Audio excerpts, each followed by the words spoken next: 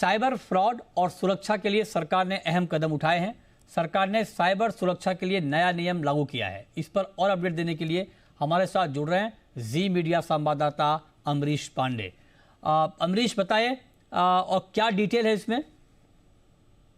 देखिए मृत्युंजय, लगातार हम देख रहे थे कि साइबर सिक्योरिटी को लेकर जो चिंताएं थी सरकार की, वो दिख रही थी और उस पर अलग अलग हिस्सों में कदम सरकार उठा रही थी। चाहे वो सिम कार्ड को रेगुलेट करने का हो, चाहे वो साइबर सिक्योरिटी के तमाम एप्स या फिर इस तरह के इंतजाम करने का हो, या फिर आईबीसी जिसमें कि एमएचए, माईटी और बाकी जो संस्थान थे उन सबको मिलाकर इस पर निगरानी रखने का हो। अब सरकार ने एक ऑल टुगेदर नया नियम जारी किया, जिसके तहत सरकार किसी भी कंपनी, चाहे वो टेलीकॉम ऑपरेटर या फिर सोशल मीडिया कंपनी हो, उसका जो स्पेशल स्टेटस है, जो कि एक स्पेशल क्लॉज होता था कि प्राइवेसी के कारण वो बहुत सारे डिटेल्स नहीं शेयर करते थे, उसके लिए एक नया नियम जारी किया, जहां सरकार ने साफ तौर पे कहा है कि आपसे अगर राष्ट्र हित में या फिर सरकार कोई डिटेल मांगती है तो वो डिटेल सरकार को मुहैया करानी पड़ेगी, चाहे उस कंपनी की, चाहे वो पॉलिसी कुछ भी हो या फिर कस्टमर ने कुछ भी कहा हो।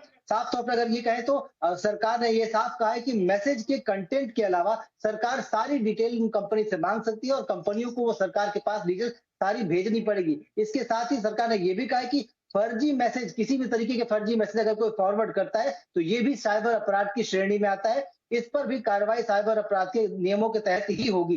साथ ही साथ कंपनी जो कि टेलीकॉम इक्विपमेंट बनाती है या फिर वो कंपनी जो इसको बेचती है या फिर जो सेवा प्रदाता कंपनी है, उन सबको किसी भी स्तर पर अगर ये पता चलता है कि आईएमईआई नंबर में कोई छेड़छाड़ की गई है तो वो एक गंभीर अपराध माना जाएगा और कंपनियों को अब ये व्यवस्था करनी होगी अपने सेट में कि वो आईएमईआई नंबर जो है उसको बदला ना जा सके। राइट। अगर ऐसा होता है तो एक गंभीर समस्या, गंभीर आपराधिक जो है दंड इसमें दिया जा सकता है। इसके साथ ही कस्टमर्स के लिए साफ कहा है कि 24 घंटे के भीतर आपकी जानकारी के अनुसार, अगर 24 घंटे के अंदर आपको ये पूरा कार्रवाई करनी है, तमाम सुरक्षा एजेंसियों को जानकारी देनी है कि क्या शिकायत आई थी और अभी तक क्या एक्शन लिया गया है। और 6 घंटे, जो शुरुआत के 6 घंटे हैं, वो सबसे इंपॉर्टेंट है और उस 6 घंटे के दौरान उस व्यक्ति या फिर उस सिम कार्ड या फिर उस एंटिटी की तमाम आउटगोइंग सुविधाएं और उससे जो रिलेटेड कॉल थी उन सब की जानकारी सरकार तक पहुंचानी होगी। ये कंपनी की जिम्मेदारी होगी जो कि टेलीकॉम सेवा प्रदाता है। तो कुल मिलाकर हम ये देख रहे हैं कि तमाम ऐसे सेवाओं के लिए, जो जैसे वो बैंकिंग हो या फिर टेलीकॉम हो या फिर स्टॉक मार्केट हो